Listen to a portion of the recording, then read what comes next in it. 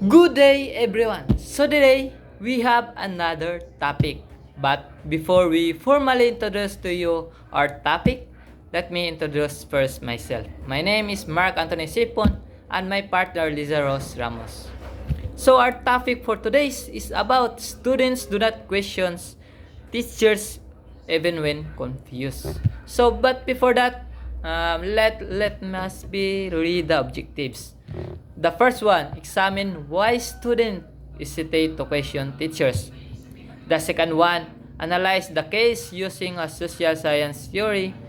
And the third one, identify cultural and classroom factors affecting learning. And the last one, propose school-based strategies to encourage participation while maintaining respect. So we have example of the case. So students do not question teachers even when confused. So what we observe, students remain silent during discussion. May mag-aral pagiging tahimik sa loob ng klase. So fear of asking question, natatakot na magtanong. Confusion is not expressed. And the last one, learning gaps is increased. So why this matters? Silence may look like discipline but understanding may be weak. So makita natin ay pagiging disiplina sa sarili dahil sa pagiging tahimik. Pero nagkakaroon na tinatawag nating learning gaps dahil nahiyang magtatanong sa mga bagay na hindi masagot. Kaya yun. So the Shoshin theory is about social science theory, structural functional theory. So this theory we chose because it is the sort for our topic. So the proponent of this theory is Herbert Spencer. Core idea, societies is made of interconnected parts working together for stability and order. So theory explained, structural functional theory in education. School maintains social order. The second one, students are taught discipline and respect. And the third one, education transmit values and skills. And the last one, obedience supports stability. So the key point, order is important. Lagi nating tatandaan. Order is important, but learning must also happen. Ang pagsunod ng alintuntunin ay napakalaga.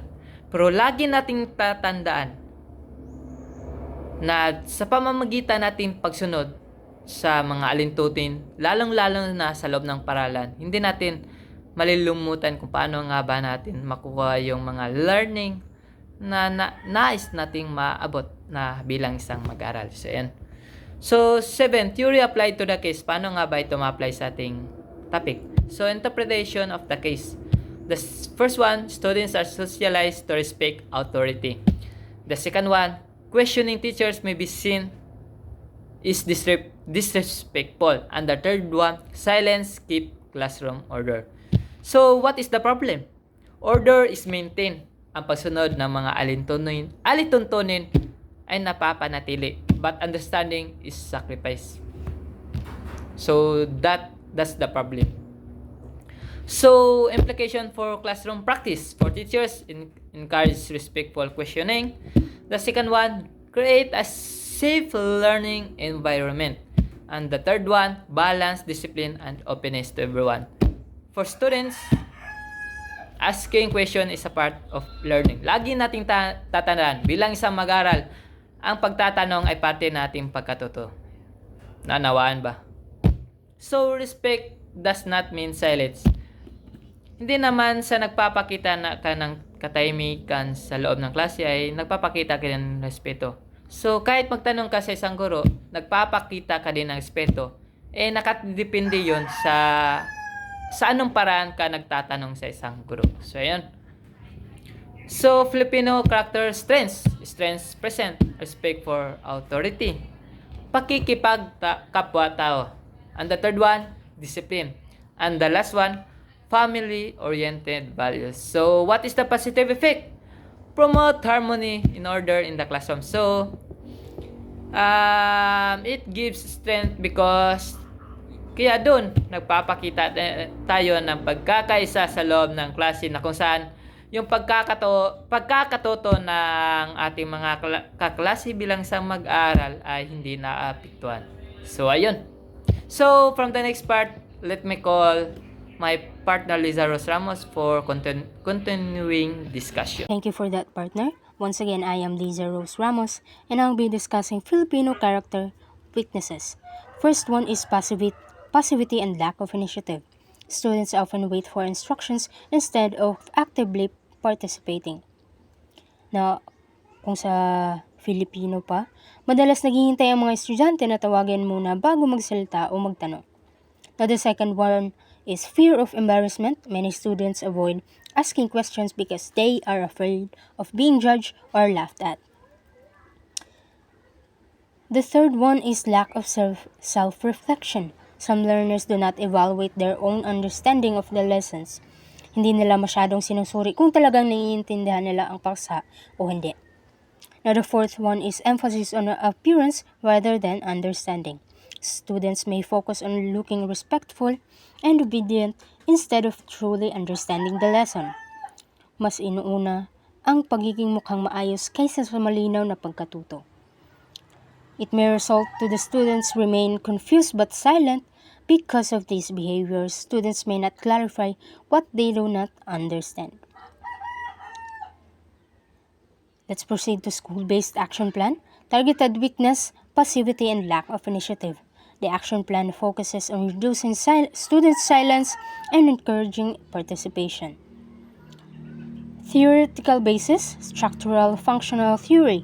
Ayon sa teoryang ito, kailangan balansehin ang disiplina at aktibong partisipasyon para gumana ng maayos ang sistema.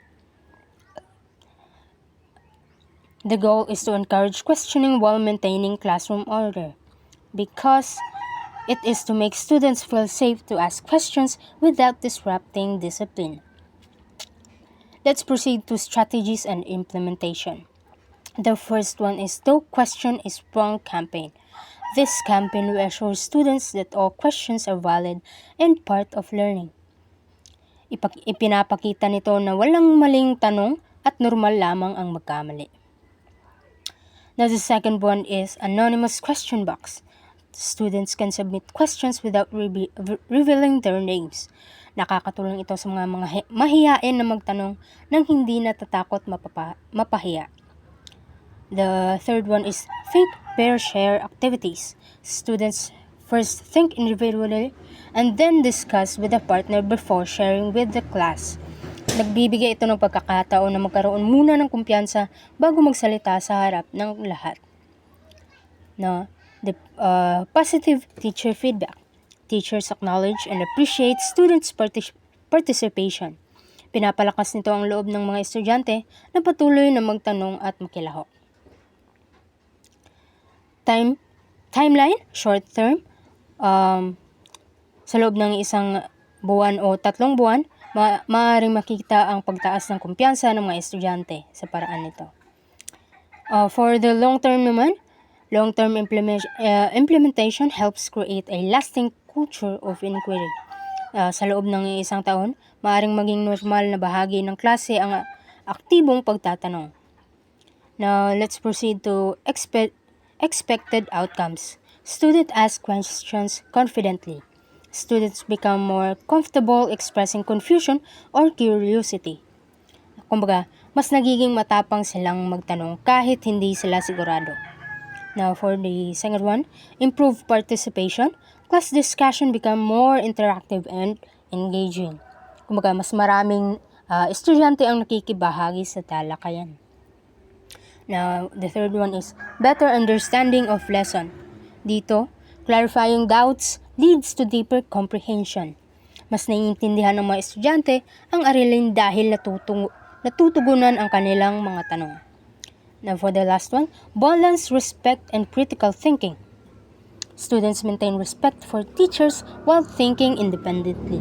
Napapanatili ang paggalang habang nahuhubog ang kakayahang mag-isip ng critical. And our last part is the conclusion. Respect for teachers is a strong Filipino value that supports discipline in schools. However, excessive passivity can limit learning and critical thinking. Using structural functional theory, we understand that schools must balance order and inquiry. Encouraging students to ask questions strengthens both learning and classroom harmony. Once again, I am Liza Rose and my partner, Mark Pon, and that is all for our discussion. Thank you.